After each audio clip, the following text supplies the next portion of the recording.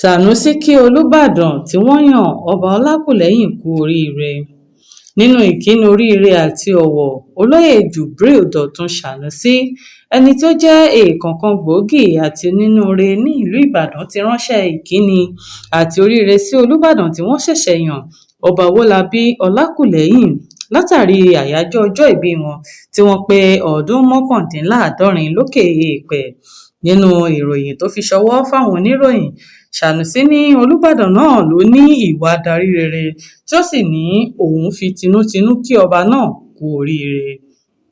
Ó wá lo àsìkò yìí kan náà láti tún kí Ọba Ọlákùlẹ́hìn kú ìpalẹ̀mọ́ ti ìgbádé tó ń bọ̀ lọ́nà, èyí tí yóò wáyé ní ọjọ́ 12 oṣù kejì ọdún 2024. Olóyè Sànúsí tó tún jẹ́ adarí àti aláṣẹ Ìlàjì Resort tún tẹ̀síwájú pé Ọba Owólabí Ọlákùlẹ́hìn jẹ́ ẹni tó ní àmúyẹ fún ìwà adarí tó ní ọgbọ́n àti ìwà ọmọlúàbí.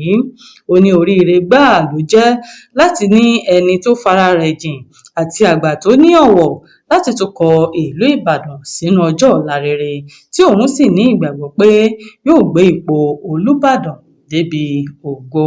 Kò ní jù báyìí lọ nínú ìròyìn yàjóyàjó fún ti tòní. Orúkọ mi ni Olúwafúnmiláyọ̀ Adéṣẹwọ́ láti ìkànnì Jígí Alára. Ká fèrè pàdé o.